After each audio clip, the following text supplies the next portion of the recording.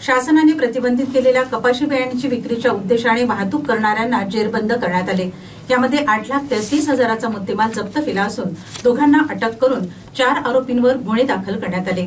ही कारवाई वडकी व Shirpur police station हद्दीत स्थानिक गुन्हे शाखा पथकाने केली।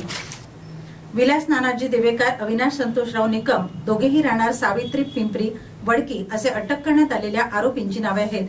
तर सागर अरुण पार्लेवार राहणार कोठारी तालुका बल्लारशा जिल्हा चंद्रपूर व अमोल विजय चिकनकर असे गुन्हा दाखल झालेल्या दोघांची नावे आहेत। स्थानिक गुन्हे शाखेचे पथक 29 मे रोजी वडकी पोलीस स्टेशन हद्दीत पेट्रोलिंग करीत होते।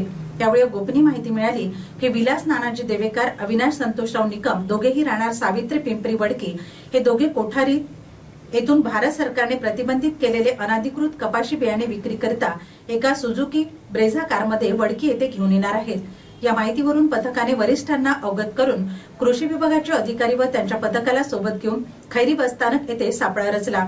यावेळी सुझुकी ब्रेझा खैरी बसस्थानकाकडे येताना दिसल्याने पथकाने त्यास थांबवून वाहनातील 2 इसमांना त्यांची नावे विचारली। तेव्हा त्यांनी विलास देवेकर व अविनाश निकम असल्याचे सांगितले। त्यानंतर कृषी अधिकाऱ्यांनी वाहनांची झडती घेतली असता एका प्लास्टिक पोत्यात अंदाजे 33 किलो खुले कपाशी बियाणे 1,05,000 रुपये किमतीचे आढळून आले। सदरचे बियाणे कोठून आणले याबाबत विचारपूस केली। त्यांनी हे बियाणे सागर पार्लेवार यांच्याकडून विक्रीकरिता आणले असल्याचे सांगण्यात आले। सदर बियाण्याचा साठा जप्त करून वडकी पोलीस स्टेशन येथे 3 इसमांविरुद्ध कारवाई नोंद करण्यात आली। प्रतिबंधित बियाण्याची विक्री करताना आढळल्याने एकाला पोलिसांनी अटक केली। ही कारवाई वणी तालुक्यातील पिंपरी कायर मार्गावर 28 मे रोजी रात्री 9 वाजताच्या सुमारास करण्यात आली।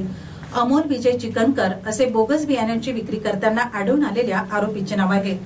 सदर आरोपी हा भारत सरकारने प्रतिबंधित केलेले अनधिकृत कापूस बियाण्यांची 12 पॉकेट अंदाजे 18,000 रुपये किमतीचे विक्री करताना मिळून आला। घटनेनंतर कृषी अधिकाऱ्यांनीही पंचासमक्ष सर्व मुद्देमाल जप्त केला। तसेच वणी तालुका कृषी अधिकारी संजय महादेव वानखेडे यांनी दिलेल्या तक्रारीवरून पोलिसांनी आरोपीवर गुन्हा दाखल केला।